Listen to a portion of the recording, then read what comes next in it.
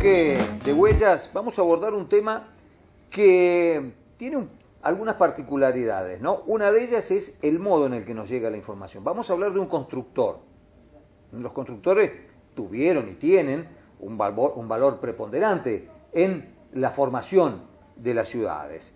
Decíamos, 2 o 3 características especiales de este conductor, nos referimos a Domingo Zanardi. Por empezar, el modo en el que nos llegó la información, el material al que accedimos y también algunas características de lo que fue su vida como hombre de la construcción en la ciudad de San Francisco. Domingo Zanardi, entonces, en este bloque lo vamos a recordar, fundamentalmente vamos a recordar su actividad. Arturo, Domingo Zanardi era un hombre que nosotros, o del que nosotros no hablábamos, hasta que te llega un caudal informativo interesante. ¿Cómo fue todo ese proceso? No teníamos mucha información sobre Zanardi y la obra que él había hecho en San Francisco hace aproximadamente ya más de 90 años, pronto 100 años, de los trabajos que él hizo en nuestra ciudad.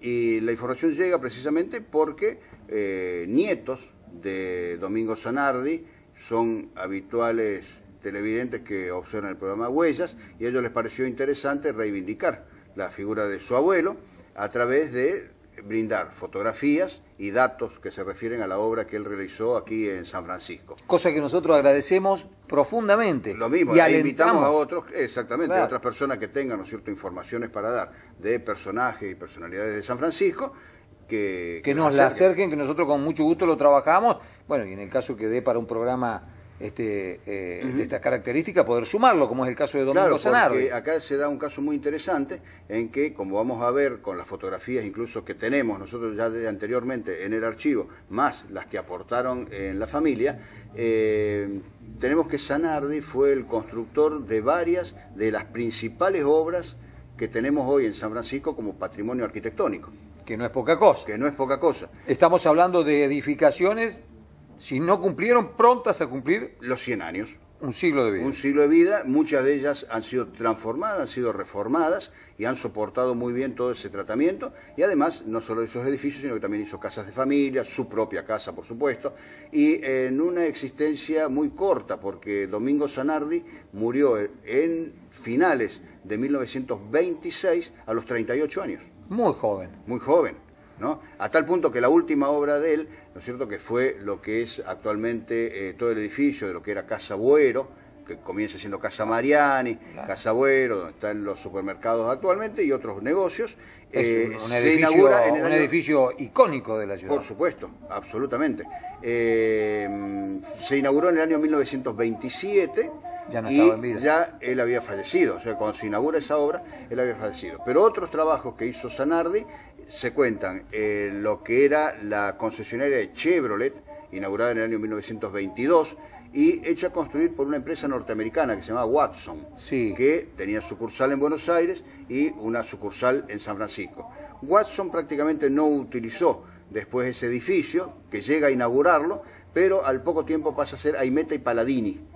¿Y dónde está ubicado ese? Eso estaba en 9 de Julio y Champagnat.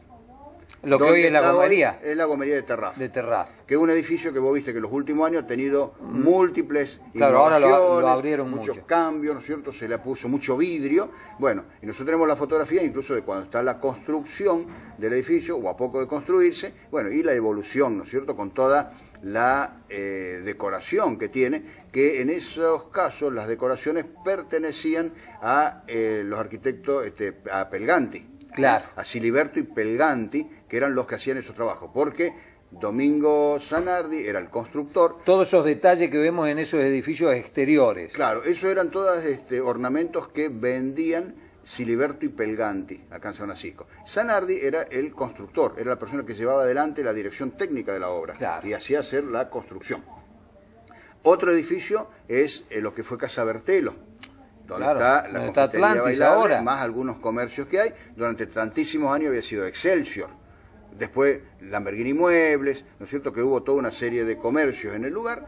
Ese edificio también fue construido por Domingo Zanardi. Y el otro es también el de el Banco de Italia, el original Banco de Italia, Claro. en Pueyrredón y 25 de Mayo, donde está Banco Galicia. Ahora, exactamente. Actualmente. Otro Ese edificio muy también característico. muy característico de San Francisco. O sea, son edificios emblemáticos en la ciudad construidos por este hombre.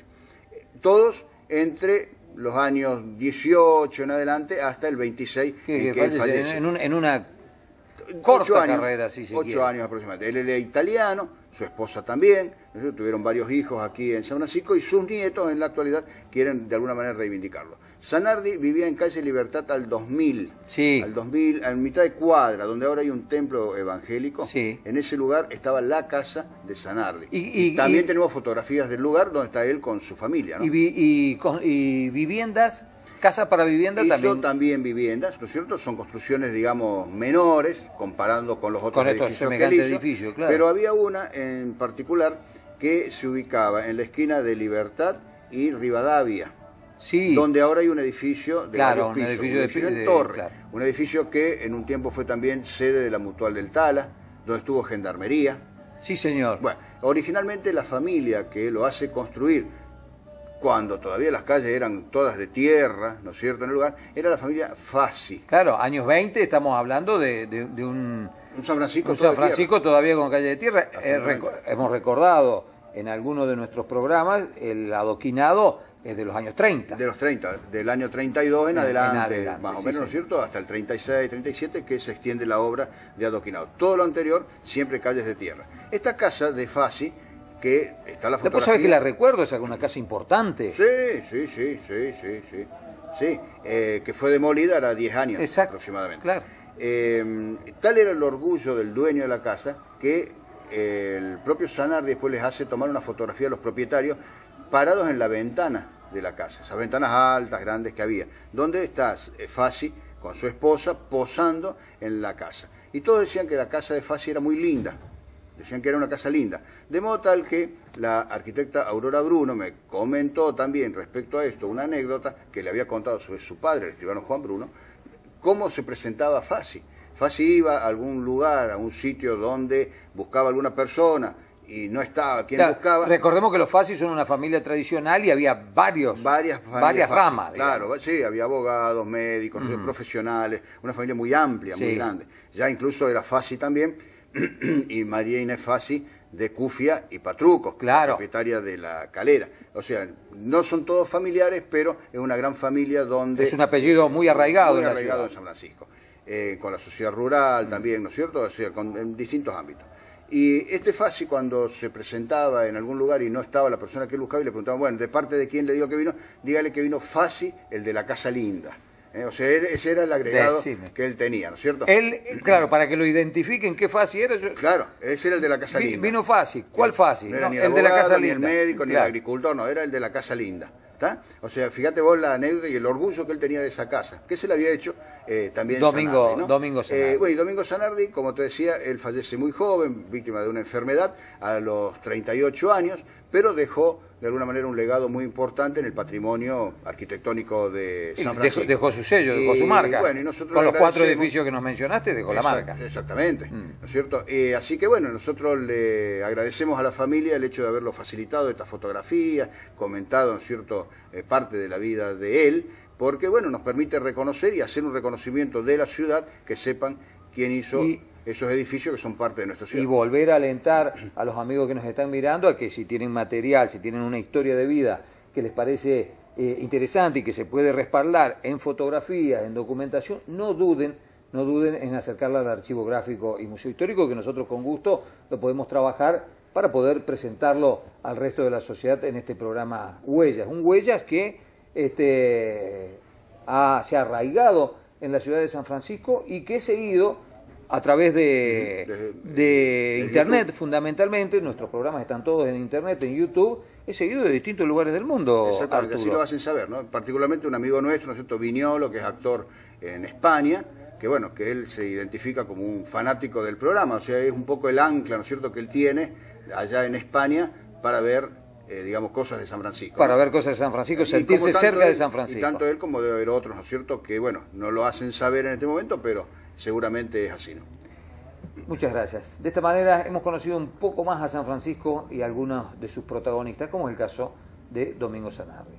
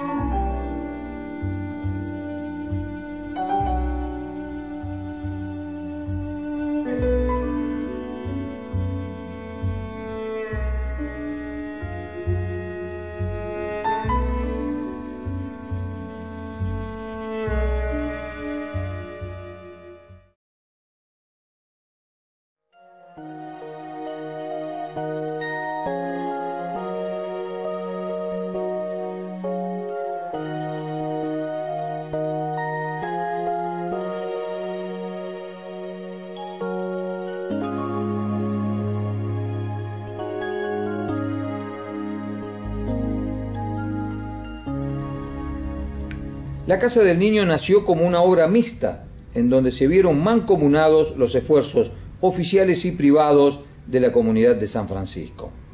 Como una salida a la desocupación que golpeaba fuerte, José Aguirre Cámara, ministro de Hacienda de la provincia durante la gestión demócrata de Pedro Frías, creó la Junta del Trabajo tendiente a combatir el paro forzoso.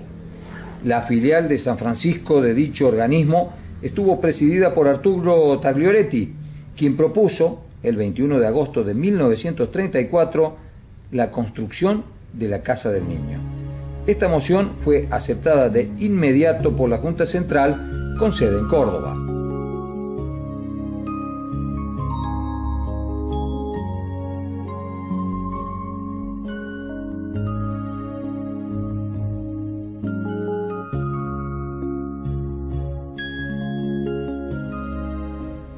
El edificio de la Casa del Niño fue erigido con la ayuda del gobierno de la provincia y gracias al éxito de una colecta en la que colaboró toda la ciudad de San Francisco.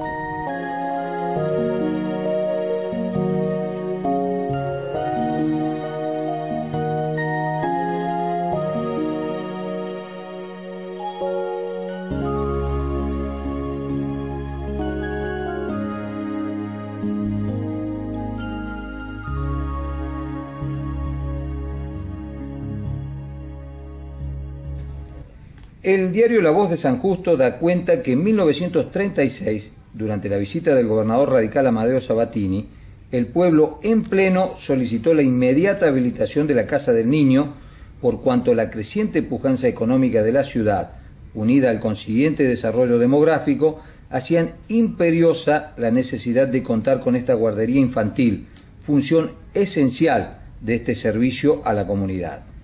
Si bien el gobernador prometía que la misma sería inaugurada en enero de 1937, comenzó a funcionar en forma precaria en octubre de 1936, sin inauguración oficial. Los actos oficiales tuvieron lugar al año siguiente. Su primer director fue el doctor Eugenio Sabino, y como suele ocurrir en muchos casos, el presupuesto estatal no alcanzaba para cubrir las demandas de la institución, de modo que, desde los mismos orígenes, se formó una sociedad cooperadora integrada por damas que la asistieron mediante los aportes generosos de los sanfrancisqueños. La primera presidenta fue la señora Teresa Barrechea de Cartier.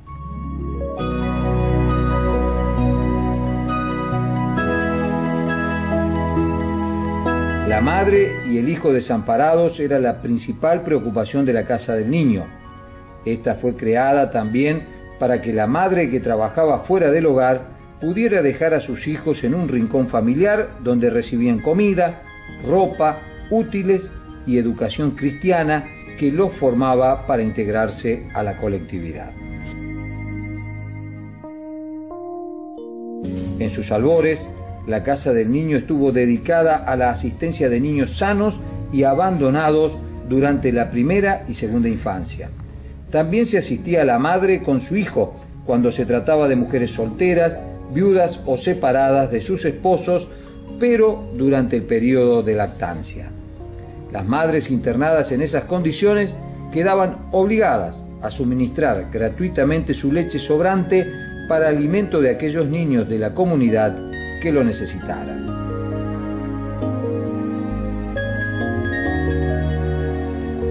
La Casa del Niño tenía un plan de protección a la infancia con 3 tipos de asistencia: abierta, semicerrada durante las horas del día o cerrada, o sea que se prestaba noche y día en el internado. Había consultorios médicos, bucodental y gabinete psicopedagógico, provisión de leche y alimentos preparados. Contaba con guardería de lactantes, jardín de infantes, en tanto aquellos niños en edad escolar concurrían a distintas escuelas.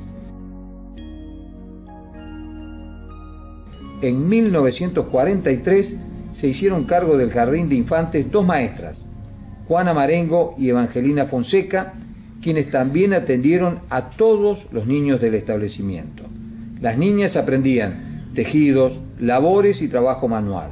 Los varones, jardinería, horticultura y trabajo manual. Actividades matizadas con gimnasia, juegos y música. Con el transcurrir del tiempo, la Casa del Niño fue cambiando en cuanto a su organización y funcionamiento.